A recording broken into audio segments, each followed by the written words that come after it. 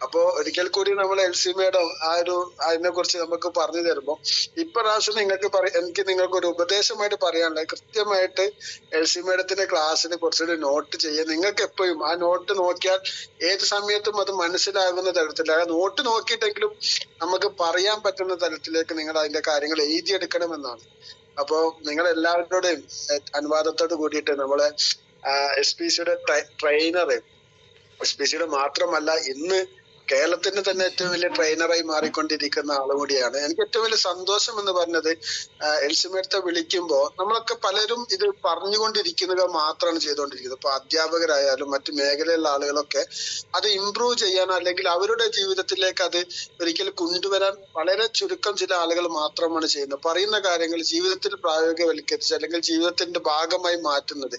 എന്നാൽ എൽസി മേഡത്തെ സംബന്ധിച്ചിടത്തോളം ഇത് പറയുമ്പോൾ തന്നെ അതെല്ലാം നമ്മുടെ ആ ഒരു സ്ട്രഗിൾ ചെയ്തുകൊണ്ട് സ്വന്തമായിട്ട് അദ്ദേഹത്തിന്റെ പുരയിടത്തിലും അതിന്റെ പറമ്പിലും ഒക്കെ അത് കൃഷി ചെയ്തുകൊണ്ട്, അതും വിദേശ പഴങ്ങളെല്ലാം ആ രൂപത്തിലേക്ക് കൃഷിയുടെ ഭാഗമാക്കി കൊണ്ടുവരികയും അതിന്റെ റിസൾട്ടുകൾ പറയുകയും അതിൽ കാര്യങ്ങൾ മനസ്സിലാക്കിക്കൊണ്ട് ആധികാരികമായിട്ട് പറയാൻ പറ്റുന്ന ഒരേ ഒരാള് ഇന്ന് എന്റെ മുമ്പിലുള്ള എൽസി മേഡം മാത്രമാണ്. ആ ലെവലിലേക്ക് നിങ്ങൾക്കറിയാം, ഒരുപാട് യൂട്യൂബ് ചാനലുകളിലൊക്കെ കാണാം എൽസി മേഡത്തിലെ കൃഷിയിടങ്ങളും കാര്യങ്ങളൊക്കെ, വ്യത്യസ്തമായിട്ടുള്ള പഴങ്ങളെല്ലാം അത് സെല് ചെയ്തുകൊണ്ടിരിക്കുന്നു. അതിന്റെ ക്രാഫ്റ്റ് ചെയ്തിട്ട് അത് മറ്റു ആളുകളിലേക്ക് എത്തിച്ചു കൊടുക്കും. ഇങ്ങനെ എല്ലാ മേഖലയിലും കഴിവ് തെളിയിച്ചുകൊണ്ടിരിക്കുന്ന ഒരാൾ കൂടിയാണ്. അതിലുപരി നമ്മളെ ഗ്രൂപ്പുകളൊക്കെ എടുത്തു നോക്കി കഴിഞ്ഞാൽ അതിനൊക്കെ കൃത്യമായിട്ടുള്ള ആൻസർ കൊടുക്കാനും, അത് ആൻസറൊക്കെ ഒരു ആധികാരികമായിട്ട് അതിന്റെ അപ്പുറത്തേക്ക് വലിയ ആൻസർ ഇനി കൊടുക്കാനില്ല, ആ ലെവലിലേക്ക് കൃത്യമായിട്ട് കർഷകർക്ക് ആൻസർ കൊടുക്കുകയും ചെയ്യുന്ന നമ്മുടെ ട്രെയിനർ നമ്മുടെ എൽസി മേഡത്തെ കുറിച്ച് ഈ ഒരു ജീവാണു വളങ്ങളെ കുറിച്ചും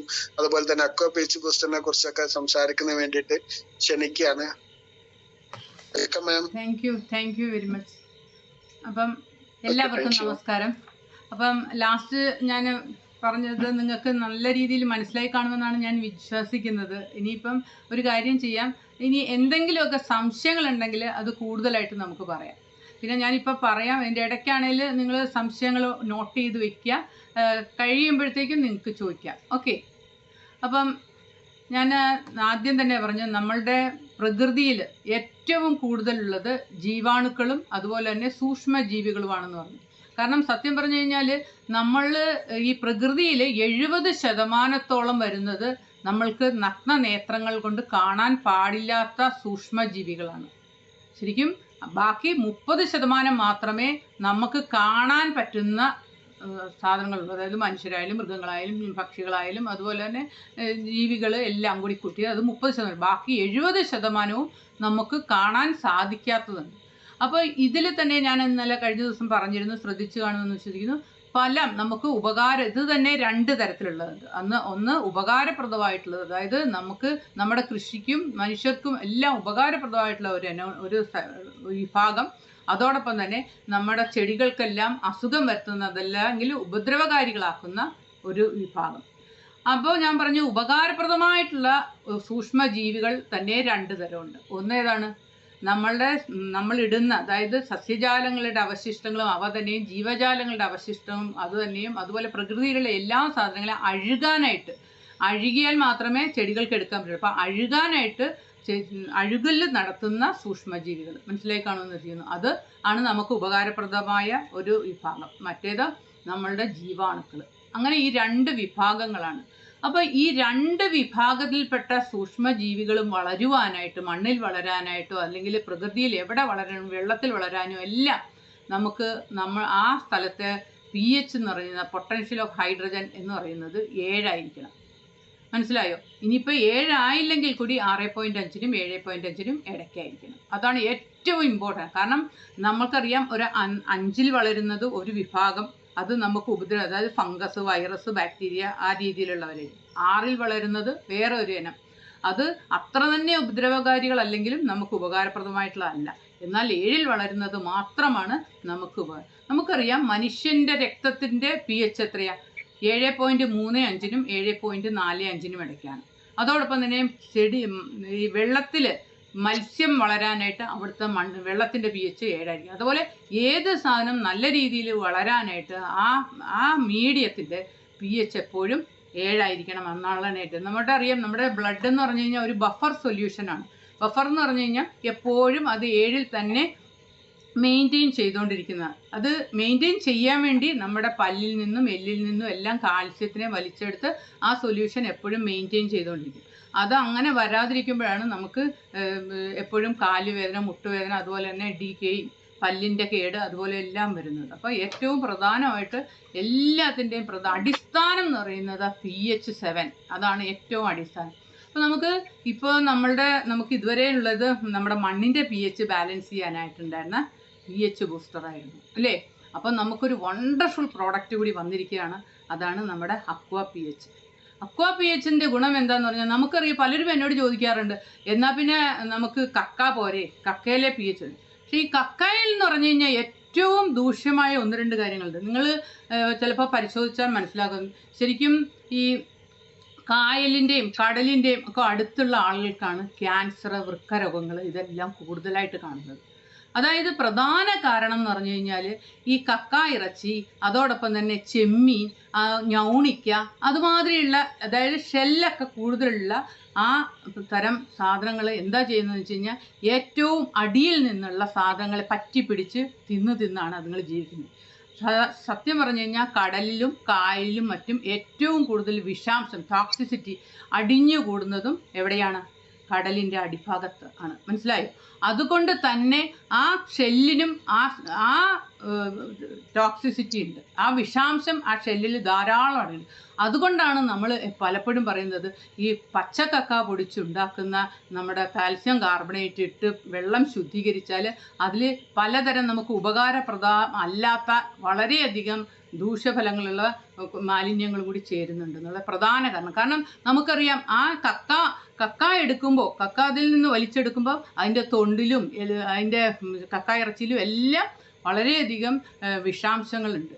ശരിക്കും പറഞ്ഞു കഴിഞ്ഞാൽ ഞങ്ങളുടെ വൈക്കം ഭാഗത്തൊക്കെ കക്കായിറച്ചി കൂടുതൽ കഴിക്കുന്നവരിലായിരുന്നു അവിടെയായിരുന്നു ഏറ്റവും കൂടുതൽ ക്യാൻസർ കണ്ടത്. അപ്പോൾ അതിൻ്റെ വലിയ ആളുകളൊക്കെ വന്ന് അത് ഗവേഷണങ്ങളൊക്കെ നടത്തി. അപ്പോഴാണ് മനസ്സിലാക്കുന്നത് ഏറ്റവും പ്രധാനമായിട്ട് ക്യാൻസർ ഉണ്ടായിരുന്നത് ഈ കക്കയിൽ നിന്നാണ്. അതായത് ഈ കക്കയാണ് ഏറ്റവും കൂടുതൽ ഈ വിഷം വലിച്ചെടുത്ത് ആ വിഷം ആ കക്ക ഇറച്ചിയായിട്ട് അവിടുത്തെ ആളുകൾ കൂടുതൽ കഴിച്ച് അങ്ങനെ ശരിക്കും പറഞ്ഞാൽ എല്ലാ വീടുകളിലും തന്നെ ക്യാൻസർ ഉണ്ടായിരുന്നു എന്നുള്ളതാണ്. അപ്പം ശരിക്കും പറഞ്ഞു കഴിഞ്ഞാൽ ഇതുമാതിരിയുള്ള സാധനങ്ങൾ ഇടുമ്പോഴേക്കും ഇങ്ങനെയുള്ള ചില ദൂഷ്യഫലങ്ങളുണ്ട്. പിന്നെ മാത്രവുമല്ല, ഇത് ക്ലിയർ അല്ല എന്ന് പറഞ്ഞിട്ട് വേറൊരു സാധനം കൂടി ആഡ് ചെയ്യുന്നുണ്ട് ഇവരെല്ലാവരും. ആലം അല്ലേ? ആലം എന്ന് പറഞ്ഞു കഴിഞ്ഞാൽ നമ്മൾ കൊടുക്കുമ്പോൾ അതിൻ്റെ ബൈ പ്രോഡക്റ്റ് ആയിട്ട് വരുന്ന അലൂമിനിയം, അതൊരു ഹെവി മെറ്റലാണ്. ഈ ഹെവി മെറ്റൽ ബോഡിയിലേക്ക് വരുമ്പോഴത്തേക്കും ശരിക്കും പറഞ്ഞു കഴിഞ്ഞാൽ നമ്മളുടെ വൃക്ക തകരാറാകുന്നു, ഒരുപാട് മാരക രോഗങ്ങൾ ഉണ്ടാകുന്നു, ഏറ്റവും കൂടുതൽ പ്രശ്നം ഉണ്ടാക്കുന്ന ചില കാര്യങ്ങളും കൂടി ഉണ്ടാകുന്നുണ്ട്. അപ്പം നമുക്ക് ഏറ്റവും പ്രകൃതിദത്തവും എന്നാൽ നമ്മളുടെ ബോഡിക്ക് ഗുണകരവും അതുപോലെ തന്നെ വെള്ളത്തിൻ്റെ pH-ഉം നമ്മുടെ മണ്ണിൻ്റെ pH-ഉം എല്ലാം ബാലൻസ് ചെയ്യാനും അതോടൊപ്പം തന്നെ വെള്ളം ശുദ്ധീകരിക്കാനും എല്ലാത്തിനും ഏറ്റവും നമുക്കുള്ള ഏറ്റവും വണ്ടർഫുൾ പ്രോഡക്റ്റാണ് നമുക്കിപ്പോൾ ഇറക്കിയിരിക്കുന്നത്. ഏതാണെന്ന് പറഞ്ഞേ? അക്വാ pH. അപ്പോൾ ഈ പറഞ്ഞു അക്വാ pH. അപ്പോൾ ഈ അക്വാ pHൻ്റെ 2-3 ഗുണങ്ങൾ, ഏറ്റവും ഗുണം ഞാൻ പറഞ്ഞു, ഈ അക്വാ pH വെള്ളത്തിൻ്റെ, നമുക്കറിയാം വെള്ളത്തിൻ്റെ pH ബാലൻസ് ചെയ്യുക, അത് ഏറ്റവും പ്രധാനം ഒന്ന്. രണ്ടാമത്തെ കാര്യം, നമ്മളെ കൃഷിയിടങ്ങളിലെ pHും കൂടി ബാലൻസ് ചെയ്യാൻ പറ്റുന്നു. കാരണം നമ്മൾ pH ബൂസ്റ്റർ ഇടുന്നതിനേക്കാളും കൂടുതൽ പെട്ടെന്ന് എഫക്റ്റീവായിട്ട് നമുക്കിത് ചെയ്യാൻ പറ്റുന്നു. അതായത് ശരിക്കും പറഞ്ഞു കഴിഞ്ഞാൽ ഈ വെള്ളം നമ്മൾ ഇട്ട് ഉണ്ടാക്കുന്ന ഈ pH സൊല്യൂഷൻ എന്ന് വേണമെങ്കിൽ നമുക്ക് അതിന് പേര് പറയാം. ഈ വെള്ളം തന്നെ നമ്മൾ എടുത്തിട്ട് നമ്മളുടെ കൃഷിയിടത്തിലേക്ക് പോകുമ്പോൾ കുറച്ച് ദിവസത്തിനുള്ളിൽ തന്നെ പെട്ടെന്ന് pH ബാലൻസ് ചെയ്യും. അവിടെ നമുക്ക് ഉപകാരപ്രദമായ സൂക്ഷ്മജീവികൾ വളരുകയും പെട്ടെന്ന് അഴുകൽ നടക്കുകയും അതോടൊപ്പം തന്നെ നമ്മൾ ഇട്ടുകൊടുക്കുന്ന നമ്മുടെ നൈട്രജൻ ഫിക്സിങ് ബാക്ടീരിയ ഉണ്ട് അല്ലേ, ഫോസ്ഫേറ്റ് സൊല്യൂബിലൈസിങ് ബാക്ടീരിയ ഉണ്ട്, അതുപോലെ തന്നെ പൊട്ടാഷ് മൊബിലൈസിങ് ബാക്ടീരിയ, അതുപോലെ തന്നെ സൂക്ഷ്മ മൂലകങ്ങൾ, ഈ ബാക്ടീരിയകളെല്ലാം അവിടെ ഇട്ടുകൊടുക്കുമ്പോൾ പെട്ടെന്ന് പ്രവർത്തനം നടക്കുന്നു. അപ്പോൾ 2-3 ഗുണങ്ങളുണ്ട്. നമ്മുടെ മണ്ണ് വളരെയധികം സ്പോഞ്ചി ആകുന്നു, ഏറ്റവും പ്രധാനം. 2, ചെടികൾക്ക് വേണ്ട എല്ലാ മൂലകങ്ങളും കിട്ടുന്നു വളരെ കുറഞ്ഞ ഇതിൽ. മാത്രമല്ല ഈ ജൈവാംശം അവിടെ നിലനിൽക്കാനും അതോടൊപ്പം തന്നെ മണ്ണിൽ ഒരു നനവ് നിലനിർത്തുവാനും ഈ pH ബാലൻസ് മനസ്സിലായി കാണുമെന്ന് വിശ്വസിക്കുന്നു. കാരണം മണ്ണിൻ്റെ നനവ് നിലനിർത്താനായിട്ടുള്ള ഏറ്റവും പ്രധാനപ്പെട്ട ഘടകം സൂക്ഷ്മജീവികളും മണ്ണിരകളുമാണ്. നമ്മൾ ഈ pH കൊടുക്കുന്നത് മൂലം മണ്ണിരകളും സൂക്ഷ്മജീവികളും അവിടെ വളരെയധികം വളരുകയും മണ്ണ് ഒരു സ്പോഞ്ച്, അതായത് നല്ലോണം വേരോട്ടം ഉണ്ടാകാനും അതോടൊപ്പം തന്നെ വെള്ളത്തെ പിടിച്ചു വെക്കാനും അതോടൊപ്പം തന്നെ അവിടെ സൂക്ഷ്മജീവികൾക്ക് വളരാനും ആയിട്ടുള്ള ഒരു എക്കോസിസ്റ്റം അവിടെ ഉണ്ടാക്കാനായിട്ട് നമുക്ക് സാധിക്കുന്ന ഏത് ഉപയോഗിക്കുമ്പോഴാണ്? ഹലോ, ആളുകൾ കേൾക്കുന്നുണ്ട്? അക്വാ പി എച്ച്. അപ്പം ഞാൻ പറഞ്ഞല്ലോ, ഇപ്പം നമുക്ക് നമ്മുടെ ജീവാണുവളങ്ങളിലെ ഞാൻ പറഞ്ഞ ജീവാണുവളങ്ങളെ കുറിച്ച് ആർക്കെങ്കിലും എന്തെങ്കിലുമൊക്കെ ഒരു ഡൗട്ട് ഉണ്ടെങ്കിൽ അതുകൂടി ചോദിക്കാം കേട്ടോ. ഏതെങ്കിലും എന്തിനാണ് ഉപയോഗിക്കുന്നതെന്നോ എങ്ങനെയാണ് ഉപയോഗിക്കുന്നതെന്നോ എന്തെങ്കിലും അന്നത്തെ ലാസ്റ്റ് ഡേയിലത്തെ ക്ലാസ് എന്ന് പറയാനില്ല, എന്നാലും നിങ്ങൾക്ക് സെക്ഷനിൽ എന്തെങ്കിലും ഡൗട്ട് ഉണ്ടെങ്കിൽ അതുകൂടി ഇത് കഴിയുമ്പോൾ ഞാൻ പറയാം. അപ്പം ഞാനിപ്പോൾ പറഞ്ഞ അക്വാ പി എച്ചിൻ്റെ പ്രയോജനം. പിന്നെ മാത്രവുമല്ല, നമ്മൾ ചിലപ്പോൾ വിചാരിക്കുമായിരിക്കും, ഇപ്പോൾ നിങ്ങളൊരു ചീര അതല്ലെങ്കിൽ നമ്മളൊരു കുക്കുംബർ ഇതെല്ലാം ഈ pH 7 വളരുന്നുണ്ടല്ലോ, പിന്നെ എന്തിനാണെന്ന് ഒരു പക്ഷേ നിങ്ങൾ വിചാരിച്ചേക്കാം. നമ്മൾ വിചാരിക്കില്ല, എന്നാലും ചിലരൊക്കെ വിചാരിക്കും. കാരണം എന്ന് വെച്ചാൽ നമുക്കിപ്പോൾ അതിനെക്കുറിച്ച് അറിയാം, അതുകൊണ്ടാണ് ഞാൻ പറഞ്ഞത്. അപ്പോൾ അങ്ങനെ വിചാരിക്കുന്നത് കൊണ്ട് എന്താണെന്ന് പറഞ്ഞു കഴിഞ്ഞാൽ, നമ്മളുടെ മണ്ണിൻ്റെ pH 7 അവസ്ഥയിൽ ചെടികൾ വലിച്ചെടുക്കുന്നത് പലപ്പോഴും ഈ ഹെവി മെറ്റൽസ് ആണ്. മനസ്സിലായോ? ഹെവി മെറ്റൽസ് എന്ന് പറഞ്ഞു കഴിഞ്ഞാൽ ശരിക്കും ഇരുമ്പ് ഹെവി മെറ്റലായിട്ട് വരുന്നു, മാംഗനീസ് വരുന്നു, ലെഡ് വരുന്നു, അലൂമിനിയം വരുന്നു. അതൊക്കെ എന്ന് പറഞ്ഞു കഴിഞ്ഞാൽ ടോക്സിസിറ്റി ഉള്ളത്, ആവശ്യത്തിലധികം അത് ആ ചെടി വലിച്ചെടുക്കുന്നു. ഈ ചെടികൾ നമ്മൾ കഴിക്കുമ്പോൾ നമ്മുടെ ബോഡിയിലേക്ക് അത് വരികയും ചെയ്യുന്നു, ഈ ഹെവി മെറ്റൽസ്. അതാണ് ഈ വൃക്ക ക്യാൻസർ പോലെ പല രോഗങ്ങൾ വരാനും ചാൻസ് വരുന്നത്. മനസ്സിലായി കാണുമെന്ന് വിശ്വസിക്കുന്നു. അപ്പോൾ നമ്മളുടെ മണ്ണിൻ്റെ pH ബാലൻസ് ചെയ്യുന്നതിനോടൊപ്പം നമ്മളുടെ വെള്ളത്തെ ശുദ്ധീകരിക്കുകയും നമുക്ക് വേണ്ട മണ്ണിൽ വേണ്ട പോഷണങ്ങളെ വലിച്ചെടുക്കാൻ പറ്റിയ സൂക്ഷ്മജീവികളെ വളർത്താനും അഴുകൽ അതായത് നമ്മൾ ഇടുന്ന വേസ്റ്റിനെ, അതായത് ജൈവാംശത്തെ അഴുകി ചെടികൾക്ക് കൊടുക്കത്തക്ക രീതിയിലാക്കാനും അതുപോലെ തന്നെ ഈർപ്പം നിലനിർത്താനും. ഞാൻ നേരത്തെ പറഞ്ഞല്ലോ, മണ്ണിര എന്ന് പറഞ്ഞു കഴിഞ്ഞാൽ എപ്പോഴും ഈർപ്പം നിലനിർത്താൻ കൂടി ഉപയോഗിക്കുന്നുണ്ട്. സൂക്ഷ്മജീവികൾ വളരുന്നതും അതുകൊണ്ട് തന്നെ. അതിനെല്ലാത്തിനും ഏറ്റവും ഇമ്പോർട്ടൻ്റ് ആയിട്ടുള്ള ഒരു കാര്യമാണ് pH. ഈ pH ബാലൻസ് ചെയ്യാനായിട്ട് വെള്ളത്തിലെയും അതേപോലെ കൃഷിയിടങ്ങളിലെയും ഒരേപോലെ ബാലൻസ് ചെയ്യാനായിട്ട് ഇത്രയും ഒരു പ്രോഡക്റ്റ് ഞാൻ ഇതുവരെ കേട്ടിട്ടുമില്ല. നിങ്ങൾ കേട്ടിട്ടുണ്ടോ ഇങ്ങനത്തെ ഒരു പ്രോഡക്റ്റിനെ കുറിച്ച്? ഒരിക്കലും കേട്ടിട്ടില്ല. പക്ഷെ നമുക്കത് ഭാഗ്യത്തിന് കിട്ടി. അപ്പോൾ നമ്മളത് മാക്സിമം യൂസ് ചെയ്യുക, ആളുകളിലേക്ക് പറഞ്ഞു കൊടുക്കുക. ഇപ്പം ഇതിനെക്കുറിച്ച് നിങ്ങൾക്ക് എന്തെങ്കിലും സംശയമുണ്ടോ? ഞാൻ പറഞ്ഞല്ലോ, ഈ നൈട്രജൻ എന്ന് പറഞ്ഞു കഴിഞ്ഞാൽ ഒരു ചെടിയുടെ വളർച്ചയ്ക്ക് ഏറ്റവും കൂടുതൽ വേണ്ട ഒന്നാണ്, ചെടി നല്ല രീതിയിൽ വളരാനും അതുപോലെ തന്നെ ചെടികൾക്ക് കോശവിഭജനം നടക്കാനും. അതുപോലെ നമുക്കറിയാം, ഈ ഒരു നൈട്രജൻ്റെ ഡെഫിഷ്യൻസി ഈ ഇലകളുടെ ഒരു ചലനം, ഈ നൈട്രജൻ എന്ന് പറഞ്ഞാൽ മൂലകം ചലിക്കുന്ന മൂലകമാണ്. അതുകൊണ്ട് ഒരു ചെടിയിൽ നൈട്രജൻ എപ്പോഴും തളിർ ഏറ്റവും ടെൻഡർ പാർട്സിലേക്ക് ഇരിക്കത്തുള്ളൂ. അത് ഇല്ലാതെ വരുമ്പോഴത്തേക്കും ഡെഫിഷ്യൻസി കാണിക്കുന്നത് എപ്പോഴും ഏറ്റവും അടിയിലാണ്. ഏറ്റവും അടിയിലത്തെ ഇലകൾ നമുക്ക് നോക്കുമ്പോൾ ഒരു മഞ്ഞ നിറത്തിൽ കാണുവാണെങ്കിൽ അത് നൈട്രജൻ്റെ ഡെഫിഷ്യൻസിയാണ്. അപ്പോൾ ഈ നൈട്രജൻ ധാരാളമായിട്ട് മണ്ണിൽ ഉണ്ടാകാനായിട്ടുള്ള നൈട്രജൻ ഫിക്സിങ് ബാക്ടീരിയാസിനെല്ലാം ധാരാളം വളരാനായിട്ട് നമ്മുടെ ഈ മണ്ണിൻ്റെ pH ബാലൻസ് ചെയ്തിട്ട് ഇതൊന്ന് ഒഴിച്ചു കൊടുത്താൽ മതി. മനസ്സിലായോ? അതുപോലെ തന്നെ ഞാൻ പറഞ്ഞു കഴിഞ്ഞാൽ അലയമായി കിടക്കുന്ന ഫോസ്ഫറസിനെയും അതുപോലെ നമുക്ക് സൂക്ഷ്മജീവികളെ കിട്ടാൻ നമുക്ക് ഒരു ഹെക്ടറിലേക്ക് 40 മുതൽ 250 കിലോ വരെ നൈട്രജനെ നമുക്ക് ലാഭിക്കാനായിട്ട് സാധിക്കുന്നു. അപ്പോൾ ഇത് എല്ലാത്തിനും ഏറ്റവും പ്രധാനമായിട്ടുള്ള നമ്മുടെ മണ്ണിൻ്റെ pH. നമുക്ക് pHനെ കുറിച്ച് നിങ്ങൾക്ക് നന്നായിട്ട് അറിയാമെന്നുള്ള ധാരണയിലാണ് ഞാൻ പിന്നെ ഡീപ്പായിട്ട് പറയാത്തത്. അറിയാമായിരിക്കുമല്ലോ അല്ലേ? അപ്പം ഒന്നുകൂടി വേണേൽ ജസ്റ്റ് പറയാം. pH എന്ന് പറഞ്ഞു കഴിഞ്ഞാൽ പൊട്ടൻഷ്യൽ ഓഫ് ഹൈഡ്രജൻ എന്ന് പറഞ്ഞു കഴിഞ്ഞാൽ ഒരു വാല്യൂ ആണ്. അതായത് അതിനകത്ത് ഒരു അളവുകോൽ എന്ന് പറയാം, ഒരു അളവുകോലാണ്. അതിനകത്ത് 0 മുതൽ 14 വരെ രേഖപ്പെടുത്തിയിട്ടുണ്ട്. അതിനകത്തെ 0 മുതൽ 7 വരെ വരുന്നത് അസിഡിക് ആയിരിക്കും, അമ്ളം. അല്ലെങ്കിൽ അതാണ് നമ്മൾ മണ്ണിലൊക്കെ എപ്പോഴും പൂർവിമാരൊക്കെ പറഞ്ഞുകൊണ്ടിരിക്കുന്ന പുളിപ്പ് എന്ന് പറയുന്നത് അതായിരിക്കും. 7 എന്ന് പറഞ്ഞു കഴിഞ്ഞാൽ സെൻട്രൽ നില, ന്യൂട്രൽ നില. ആ 7-ലായിരിക്കണം നമുക്ക് എന്ത് നട്ടാലും നല്ല വിളവായിരിക്കും. കാരണം എന്നാന്ന് പറഞ്ഞാൽ നമുക്ക് ഉപകാരപ്പെടുന്ന സൂക്ഷ്മജീവികളും അതോടൊപ്പം തന്നെ ഞാൻ ഈ പറഞ്ഞ ജീവാണുക്കളും എല്ലാം നല്ല രീതിയിൽ വളരാനായിട്ട് ഈ മണ്ണിൻ്റെ pH ഏറ്റവും ഇമ്പോർട്ടൻ്റ്. പിന്നെ 7 നിന്ന് നമുക്ക് നോക്കിയാൽ 14 വരെയുള്ളത് ബേസാണ്. ബേസ് അല്ലെങ്കിൽ ക്ഷാരഗുണമുള്ളത്. അവിടെയും ഇതുപോലെ തന്നെ നമുക്ക് നല്ല രീതിയിലുള്ള വിളവ് ലഭിക്കില്ല. ശരിക്കും മണ്ണിൻ്റെ pH 6.5-നും 7.5-നും ഇടയ്ക്ക് നിലനിർത്തിയാൽ നമുക്ക് അവിടെ എന്തും വിളയിക്കാൻ സാധിക്കും. അതാണ് pH എന്ന് പറയുന്നത്. അപ്പം pH ബാലൻസ് ചെയ്യാനായിട്ട് നമുക്ക് പണ്ട് മുതലേ ഉപയോഗിച്ചുകൊണ്ടിരുന്ന കുമ്മായം അതൊക്കെ നിങ്ങൾക്ക് അറിയാം, അത് പറയണമെന്നില്ല. കുമ്മായം ഉപയോഗിച്ച് കഴിഞ്ഞാൽ ഓൾറെഡി മണ്ണിൽ കിടക്കുന്ന വളം മുഴുവൻ നിർവീര്യമായി പോകുന്നു. 1, 2 മണ്ണിലെ സൂക്ഷ്മജീവികൾ ചത്തു. 3 വേര് വെന്തു പോകുന്നു. 4 നമ്മൾ ഇടുമ്പോഴേ തന്നെ മണ്ണിൻ്റെ pH 12 വരെ എത്തുന്നു. അത് ചെടികൾക്ക് ഷോക്കാണ്. 5 നമുക്കറിയാം നമ്മളിത് ഇട്ട് കഴിഞ്ഞാൽ ഒരു 10-15 ദിവസം കഴിഞ്ഞ് കഴിഞ്ഞാൽ വളം ഇടാൻ പറ്റുള്ളൂ. 6 നമ്മളിത് ഇട്ട് കഴിഞ്ഞ് കഴിഞ്ഞാൽ 45 ദിവസം വരെ അത് അവിടെ നിലനിൽക്കുകയുള്ളൂ. അങ്ങനെ ഒരുപാട് ദൂഷ്യഫലങ്ങളുണ്ട്. എന്നാൽ നമ്മളുടെ pH നമ്മളുടെ ഈ pH അക്വ pH പോലത്തെ സാധനങ്ങൾ നമ്മൾ മണ്ണിലേക്ക് ഇട്ട് കഴിഞ്ഞാൽ മണ്ണിൻ്റെ pH ഗ്രാജുവലായിട്ട് അത് 7-ലാകുകയും പെട്ടെന്ന് ഷോക്കായിട്ടല്ല, ഗ്രാജുവലാകുകയും അത് ആ 7-ൽ തന്നെ അത് ഇങ്ങനെ നിലനിൽക്കുകയും ചെയ്യുന്നു എന്നുള്ളതാണ് ഏറ്റവും പ്രധാനം. അതോടൊപ്പം തന്നെ ഒരു കാരണവശാലും വേര് വെന്തു പോകുന്നില്ല. ഓൾറെഡി കിടക്കുന്ന വളമൊന്നും നിർവീര്യമായി പോകുന്നില്ല.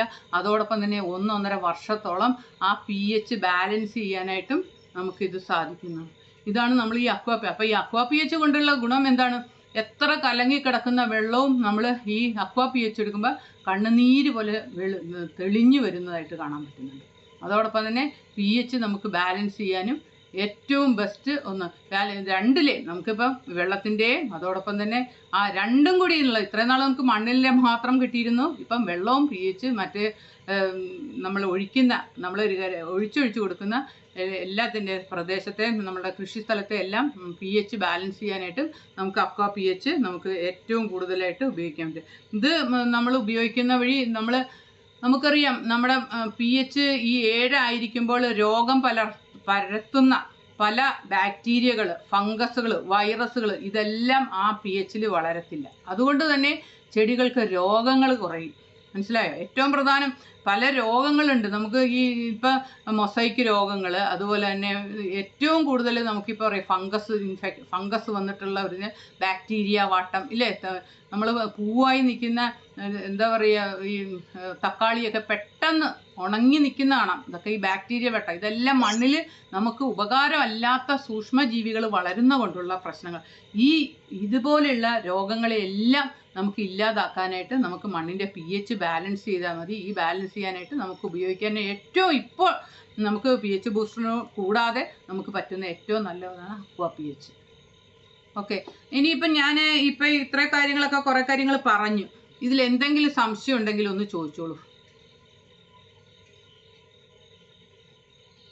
മേഡം ഒരു ഡൗട്ട്. ചോദിച്ചോളൂ. ഹലോ, ചോദിച്ചോളൂ. നമ്മൾ ഓൾറെഡി കൊടുക്കുന്ന അക്വാ pH നമ്മളെ രാജസ്ഥാനിൽ കൊണ്ടുവരുന്ന സ്റ്റോൺ പൊടിയല്ലേ? അതെ. അത് നമുക്ക് ഓൾറെഡി ഇപ്പം ബയോഗ്രീൻ അതേ പ്രൊഡക്റ്റിനാണോ അല്ലെങ്കിൽ പ്രൊഡക്റ്റ് വ്യത്യാസം ഉണ്ടോ? അല്ല, ബയോഗ്രീൻ അല്ല. ബയോഗ്രീനിലും ഇത് കുറെ കൂടി പ്യൂരിഫൈ ചെയ്ത സാധനമാണ്. ബയോഗ്രീൻ അല്ല. അതിന്റെ യാഥാർത്ഥ്യം എന്താണെന്ന് ചോദിച്ചാൽ, നമ്മൾക്കിപ്പോ നമ്മളൊരു 10 സ്ഥലത്തുനിന്ന് എടുത്ത് മണ്ണ് പരിശോധിക്കുകയാണെന്ന് വിചാരിക്കാം. 10 സ്ഥലത്തെ ഈ 10 സ്ഥലത്തെ മണ്ണ് പരിശോധിച്ചു കഴിഞ്ഞാല് അതിനകത്ത് നൈട്രജൻ ആയിക്കോട്ടെ, ഫോസ്ഫറസ് ആയിക്കോട്ടെ, അല്ലെങ്കിൽ പൊട്ടാഷ് ആയിക്കോട്ടെ, അയണോ മാഗ്നീസോ, ഈ 14 മൂലകങ്ങളുടെ വളരെ ഡിഫറെന്റ് ആയിട്ടായിരിക്കും 10 സ്ഥലത്തുനിന്ന് കിട്ടുന്നത്. അത് രമേശിനും എനിക്കും എല്ലാ കർഷകനും അറിയാലോ. എല്ലാ മണ്ണിലും എലമെന്റ്സ് അല്ലെ മൂലകങ്ങൾ ഒരുപോലെ അല്ല. അതുകൊണ്ട് തന്നെ ചില മണ്ണിൽ നല്ല വളക്കൂർ കൂടുതലുണ്ട്. ഈ വളക്കൂർ നമ്മൾ സാധാരണ നാടൻ ഭാഷ വളക്കൂർ എന്ന് പറയും അല്ലെ. ഈ മൂലകങ്ങളൊക്കെ കൂടുതൽ പണ്ടത്തെ കർഷകന് നൈട്രജൻ ആണോ, ഫോസ്ഫറസ് ആണോ, പൊട്ടാഷ് ആണോ എന്നൊന്നും പറയുന്നതിനേക്കാൾ ഉപരി നല്ല വളക്കൂറുള്ള മണ്ണിൽ നന്നായിട്ടുണ്ടാവും എന്ന് പറയും. എന്താ അപ്പൊ ഈ മൂലകങ്ങള് ഏറ്റവും കൂടുതലുള്ള മണ്ണിനെയാണ് ഏറ്റവും വളക്കൂറുള്ള മണ്ണെന്ന് പറയുന്നത്. ഇതുപോലെ തന്നെ ഈ പാറ പൊടിഞ്ഞാണ് മണ്ണുണ്ടാകുന്നത് എന്ന് പറഞ്ഞ് നമ്മൾ പഠിച്ചിട്ടുണ്ട് അല്ലെ. ഇതുപോലെ തന്നെ നമ്മൾ രാജസ്ഥാനിലാണെങ്കിലും കേരളത്തിലാണെങ്കിലും തമിഴ്നാട്ടിലാണെങ്കിലും പാറപ്പൊടി എടുത്തുകൊണ്ട് പരിശോധിച്ചു കഴിഞ്ഞാൽ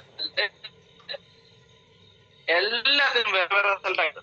അപ്പൊ നമുക്ക് പണ്ട് കേരളത്തിലും തമിഴ്നാട്ടിലും മഗ്നീഷ്യം ഉള്ള പാറകൾ ഉണ്ടായിരുന്നതുകൊണ്ട് പഴയ കാലത്ത് കേരളത്തിൽ നിന്ന് തമിഴ്നാട്ടിൽ നിന്നുള്ള ഡോളോമൈറ്റിൽ മഗ്നീഷ്യം ഉണ്ടായിരുന്നു. ഇന്ന് 1 രൂപയ്ക്ക് 2 രൂപയ്ക്ക് ഇവിടെ കിട്ടുന്ന മഗ്നീഷ്യം ഡോളോമൈറ്റിലൊന്നും 1% മഗ്നീഷ്യം ഇല്ല. അവര് ലേലത്തിന് വെക്കുന്നത് തന്നെ 3% താഴെയുള്ള മഗ്നീഷ്യം ഉള്ള ഡോളോമെറ്റ് എന്നും പറഞ്ഞിട്ടാണ് ഈ സർക്കാർ തന്നെ വെക്കുന്നത്. കാരണം മഗ്നീഷ്യം ഉള്ള ഡോളോമെറ്റ് ഇവിടെ ഇല്ലാത്തതുകൊണ്ടാണ്. അങ്ങനെയാണ് നമ്മൾ ദേൽ സാർ പറഞ്ഞിട്ട് നമ്മൾ രാജസ്ഥാനിൽ പോയിട്ട് മഗ്നീഷ്യം ഉള്ള ആ പാറ കണ്ടുപിടിച്ചത്. അല്ലെങ്കിൽ ആ പാറ ഡോളോമെറ്റ് ഉൽപ്പാദിപ്പിക്കുന്ന മെഡിസിൻ വരെ പോകുന്ന കോഴികൾക്കൊക്കെ തീറ്റ ഉണ്ടാക്കാൻ കോഴിത്തീറ്റ തൊട്ട് എല്ലാ സംഗതികളും ഈ പാറയിൽ നിന്ന് എടുക്കുന്ന സൈസ് പാറകൾ കണ്ടുപിടിച്ചതും ആദ്യം നമ്മള് ഇവിടെ 18%, 23% വരെയുള്ള മഗ്നീഷ്യം ഉള്ള കണ്ടുപിടിച്ചു. അതാണ് നമ്മളുടെ ബയോഗ്രീൻ ആയിട്ട് നമ്മൾ കൊടുത്ത നമ്മുടെ ഡോളോമെറ്റ്. ഈ ഡോളോമെറ്റ് തന്നെ സിലിക്കയുണ്ട്, ഈ പറയുന്ന പോലെ മഗ്നീഷ്യം ഉള്ളതുണ്ട്, കാൽസ്യം കാർബണേറ്റ് ഉണ്ട്. ഇതിന്റെ കോമ്പിനേഷനിലും ഭയങ്കരമായ വ്യത്യാസമുണ്ട്. ഇതിനകത്താണ് അക്വാ pH ബൂസ്റ്ററിനകത്ത് സിലിക്കയുണ്ട്. നിങ്ങൾ എവിടെയും കൊണ്ട് ടെസ്റ്റ് ചെയ്യാം. സിലിക്കയുണ്ട്, അതുപോലെ തന്നെ മഗ്നീഷ്യം ഉണ്ട്, കാൽസ്യം കാർബണേറ്റ് ഉണ്ട്.